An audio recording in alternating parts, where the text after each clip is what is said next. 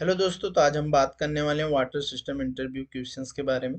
तो हमारा पहला क्वेश्चन है, पानी के कितने प्रकार होते हैं, what are the type of water.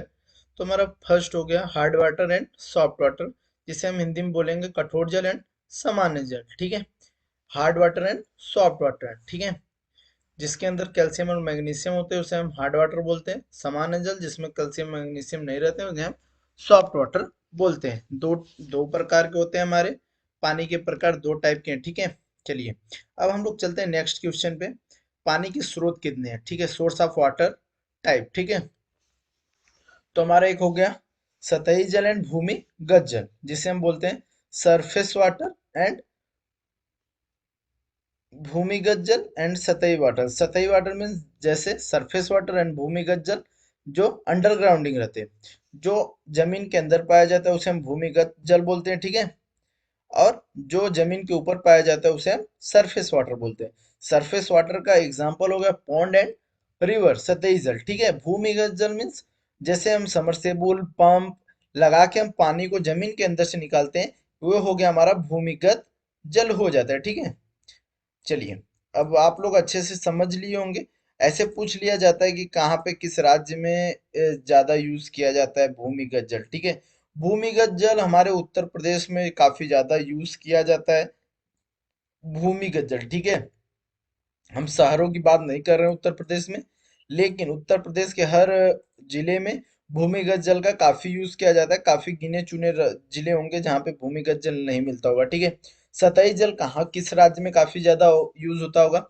Goa हो गया, गुजरात हो गया, जहाँ पे समुद्री तट हैं और पहाड़ी इलाके हैं, वहां पे हम लोग सतही जल का यूज करते हैं। ठीक है, सतही जल में सरफेस वाटर जैसे पॉन्ड, रिवर, लैक, तो ये सब ऐसे, ये सब सतही जल में आते हैं। ठीक है, चलिए हम लोग चलते हैं नेक्स्ट क्वेश्चन के ऊपर। सोर्स वाटर में कौन सा हम केमिकल डोजिंग करते हैं? स्रोत पानी में हम किस किस केमिकल का डोजिंग करते हैं? जो हम लोग सोर्स वाटर लेते हैं उसमें किन किन केमिकल्स का हम डोजिंग करते हैं?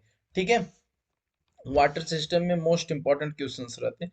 हम लोग कौन कौन सा डोजिंग करते हैं? पहले हम लोग बोलेंगे सर हम लोग coagulant, poly and sodium hypochloride dosing करते हैं। तो अब उसके बारे में हम बोलेंगे इसका क्यों यूज करते हैं। तो चलिए नेक्स्ट क्वेश्चन में देखते हैं इसका क्यों यूज करते हैं। ठीक है, तो हम यहाँ पे नेक्स्ट क्वेश्चन है, स्रोत पानी में पॉली, कोगुलेंट, सोडियम हाइपोक्लोराइड, इन सब केमिकलों का डोजिंग क्यों किया जाता है? Why is poly, coagulant and sodium hypochloride all this chemical dosing in source water? हम लोग क्यों डोजिंग करते हैं पॉली और कोगुलेंट को सोर्स वाटर के अंदर? पॉली जो है वो बहुत ही अधिक अणु वाला कार्बनिक यौगिक होता है। कोगुलेंट जो रहता है कोगुलाइड एंड पदार्थ को स्थिर करने के लिए प्रयुक्त रसायनों को स्कंदक कहा जाता है। ठीक है, जो पॉली होता है ये काफी अणु वाला कार्बनिक यौगिक होता है। जैसे हम किसी भी, पॉली है हमारा और काफी पानी के अंदर काफी मिट्टी है, हम पॉली को डालेंगे तो आप देखोगे कि पॉली जो मिट्टी रहेंगे एक दूसरे को सबको अपने अंदर ज्वाइंट कर लेता है, जैसे इकट्ठा कर लेता है। तो पॉली इसलिए डोजिंग पानी के अंदर किया जाता है कि जो मिट्टी रहेंगी, कण रहेंगे और छोटे छोटे पत्ते जो रहते हैं वो अपने अंदर जोड़ लेगी। ठीक है, यहाँ पे तो यहाँ पे पहुंचेगी तो इसको अपने अंदर मिला लेगी, ये अपने अंदर ऐसा ऐसा एक बॉन्ड बनाती रहती है जैसे छोटा छोटा। और यहाँ पे हम लोग कोगुलेंट इसीलिए डोजिंग करते हैं कि ये पानी के ऊपर तैरती रहती है।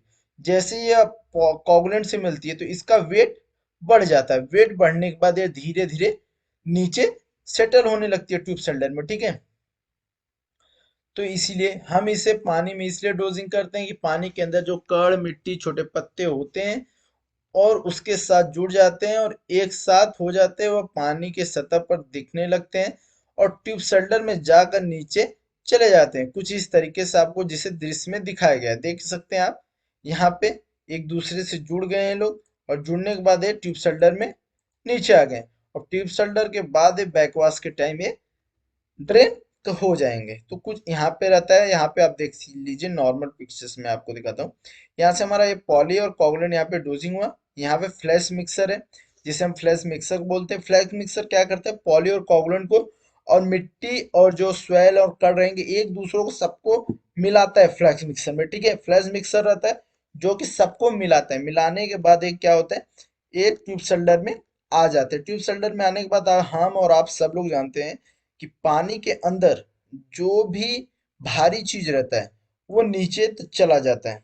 तो आप देख सकते हैं ये सब नीचे जा रहे हैं, और जो हमारे थोड़े से पानी जो क्लीन वाटर है वो डायरेक्ट आके हमारे रॉ वाटर टैंक में चला गया। ठीक है, ये हमारे रॉ वाटर टैंक में चला गया। ठीक है, ये हो गया हमारा पॉली और कोवलेंट का डोजिंग। और यहाँ पे हम लोग करते हैं सोडियम हाइपोक्लोराइट की डोजिंग। कहीं कहीं अलग होंगे स्ट्रक्चर, जैसे कंपनी डिजाइनिंग जैसा करके मंगाती है वैसे इंस्टॉलेशन होता है प्लांट का। तो आप जान लीजिए सोडियम हाइपोक्लोराइट की क्यों डोजिंग की जाती है, मैं वो भी आपको मैं बता दे रहा हूँ। सोडियम हाइपोक्लोराइट की डोजिंग डिक्लोराइजेशन के लिए किया जाता है।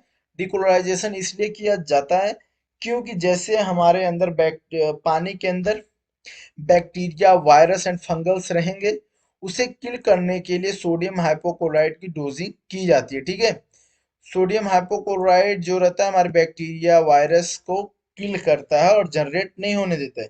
उसे हम लोग 4 ppm टू 11 ppm तक मेंटेन करके रखते हैं। ठीक है, जितना बड़ा टैंक रहेगा उस हिसाब से उसे डिजाइन किया जाता है कि इतना हमें मेंटेन करके चलना है। ठीक है, चलिए नेक्स्ट क्वेश्चन है हमारा, ट्यूब सोल्डर का प्रयोग क्यों किया जाता है।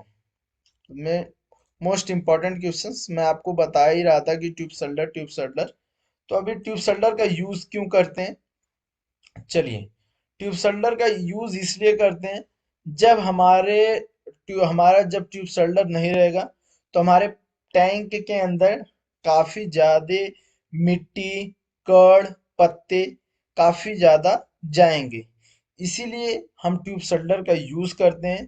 पॉली और कोगुलेंट का यूज करते हैं, जिससे हमारे जो पानी के अंदर, जैसे हम सरफेस वाटर ले रहे हैं तो सरफेस वाटर काफी गंदा पानी आता है। जैसे हम पॉन्ड का पानी ले रहे हैं या रिवर का पानी ले रहे हैं, तो रिवर का पानी आप देखते हैं बरसात में कितना गंदा पानी आता है। तो अब उसे हम टैंक के अंदर डायरेक्ट ले नहीं सकते, तो इसलिए हम ट्यूब सोल्डर का यूज करते हैं और पॉली और कोगुलेंट का यूज करते हैं। उसमें बोल सकते हैं सर सेडिमेंटेशन के लिए हम ट्यूब सोल्डर का यूज करते हैं। अब पूछ देंगे कि सर सेडिमेंटेशन होता क्या है, आप बताइए सेडिमेंटेशन।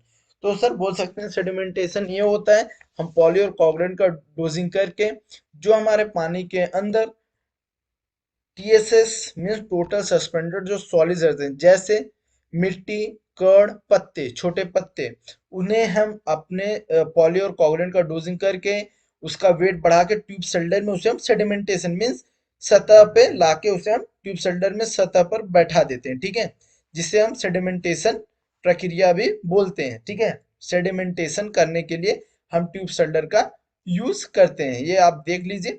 और इसका और वाटर सिस्टम में आप जॉब करना चाहते हो तो आप हमारे टेलीग्राम, व्हाट्सएप पे और हमारे चैनल को सब्सक्राइब कर सकते हो। उसमें आपको सारे नौकरीज के जैसे वैकेंसी, जैसे मुंबई एंड पुणे में जितनी भी वैकेंसी आएगी, जितनी भी नहीं, जो मेरे संपर्क में काफ़ी कंसल्टेंसी वाले हैं जो आपको फ्री में जॉब प्रोवाइड कराएंगे।